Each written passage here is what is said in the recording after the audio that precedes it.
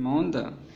C'est facile d'être un médecin finalement. Il faut juste mettre une blouse et écrire avec ses pieds et pas avec ses mains. Quand le médecin écrit dans une ordonnance, soit c'est du chinois, soit c'est du latin. Et quand tu vas chez le pharmacien, il va te dire j'ai rien compris, qu'est-ce qu'écrit le médecin. C'est ça d'être un médecin. C'est lui qui fait de khalbaj dans les ordonnances. C'est lui qui va devenir le grand médecin des médecins. C'est faux. Pour être un médecin, il faut bosser. Et quand tu bosses, tu vas voir beaucoup de boss pour être un vrai beau gosse et un vrai boss. Je vais vous expliquer différents organes.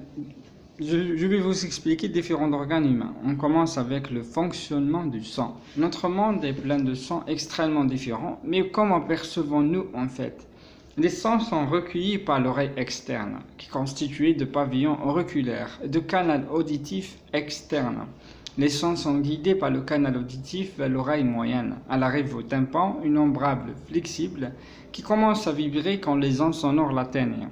Les sons sont véhiculés vers l'oreille moyenne par les mouvements du tympan qui comporte 3 minuscules os appelés le marteau, l'enclume et l'étrier. Cet ensemble est connu au nom de chaîne ossiculaire. Elle relie le tympan à l'entrée de l'oreille interne. Avant d'être envoyée à l'oreille interne, viennent à la fenêtre ovale. À l'oreille externe se trouve la cochlée, qui ressemble à une coquille d'escargot. Elle contient des parties membraneuses, remplies d'un liquide aqueux. Lorsque les vibrations sonores font vibrer la fenêtre ovale, le fluide commence à bouger, entraînant des cellules ciliées. Ces cellules ciliées transforment les vibrations sonores en impulsions électriques envoyées au cerveau, dans le nerf auditif. Ce que nous appelons bruit ne sont que, en réalité, des ondes sonores transmises par l'air. Pour dessiner un cerveau, inspire-toi d'une noix dans une coquille. À l'abri de notre boîte crânienne se trouve le cerveau. C'est le chef d'orchestre de nos mouvements, de nos pensées, de notre mémoire ou encore de nos émotions. Il a deux parties reliées entre eux. Ce sont les hémisphères. Chacun d'eux contrôle une partie de notre corps. Tiens par exemple, si tu lèves le bras droit, c'est la partie gauche de ton cerveau qui lui donne l'ordre. À l'intérieur de notre cerveau, il y a du gris, il y a du blanc. C'est la fine couche grise où les décisions sont prises. C'est un peu comme le bureau du chef. On appelle ça la matière grise, ou cortex. Si on observe en microscope, on verra des centaines et des milliards de cellules comme celle-ci. C'est des cellules spécifiques au cerveau, on les appelle les neurones. Ils sont faciles à dessiner, car leur forme ressemble à un arbre, avec des branches et un tronc et des racines. Les branches, on les appelle dendrites. Ils se connectent à leurs neurones voisins qui envoient des messages à ces informations le long du dendrite, sous forme électrique. Les messages en courant électrique sont très faibles, 100 000 moins forts délivrés par une prise électrique. Les messages se dirigent toutes par la partie principale du neurone, le corps cellulaire. C'est là où le neurone s'intègre les informations. S'il reçoit beaucoup de messages, il envoie à son tour par ce qu'il ressemble à un tronc de l'arbre, c'est l'axone. Les axones, c'est comme des routes et des autoroutes qui relient les neurones entre eux. Leurs extrémités se ranifient comme des racines pour assurer la connexion avec les autres dendrites des autres neurones. La matière blanche du cerveau est constituée principalement d'axones qui relient les différentes zones du cerveau. Certains axones vont jusqu'au bout de la moelle épinière. En fait, les neurones ne se touchent pas. Une fente très étroite qui relie l'extrémité de l'axone au neurone suivant. C'est la synapse. Pour la traverser, un message électrique se transforme en message chimique. C'est un peu quand on passe un train, un bateau lors d'un voyage vers une île. C'est des petits instruments chimiques qui voyagent entre l'axone et le neurone suivant. C'est le neurone transmetteur. Soit il favorise la propagation de messages, soit il limite sa transmission. L'organisme a besoin d'oxygène pour vivre. Un réseau d'artères et de veines transporte le sang riche en oxygène dans l'organisme et renvoie le sang pauvre en oxygène vers les poumons.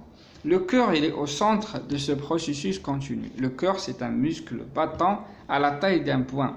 Le cœur, il peut pomper 5 litres de sang par minute et chaque battement du cœur renvoie vers les poumons et les autres parties du corps. Grâce à sa structure interne et complexe, le cœur est capable de réussir cette opération. Le cœur, il possède le côté gauche et le côté droit, y compris l'oreillette droite et le ventricule droit. Ces chambres récupèrent le sang pauvre en oxygène et renvoient vers les poumons. L'oreillette gauche et le ventricule gauche, ces chambres récupèrent le sang riche en oxygène et renvoient vers le corps. Les 4 valvules permettent au sang de se déplacer dans le bon sens. Les autres deux valvules cardiaques séparent l'oreillette droite, l'oreillette gauche, le ventricule droit et le ventricule gauche. Les autres deux valvules séparent le ventricule droit de l'artère pulmonaire et le ventricule gauche de l'aorte.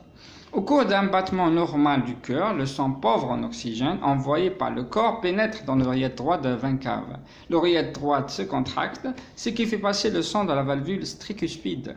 Le sang pénètre dans le ventricule droit se contracte, ce qui fait passer le sang dans la valvule pulmonaire, dans l'artère pulmonaire, puis dans les poumons.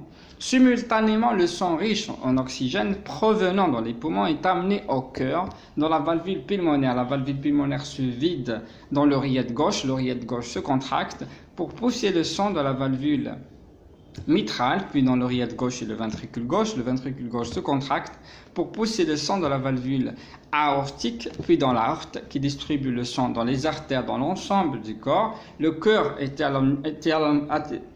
alimenté en sang dans les artères coronaires qui piqûrent que sur l'aorte.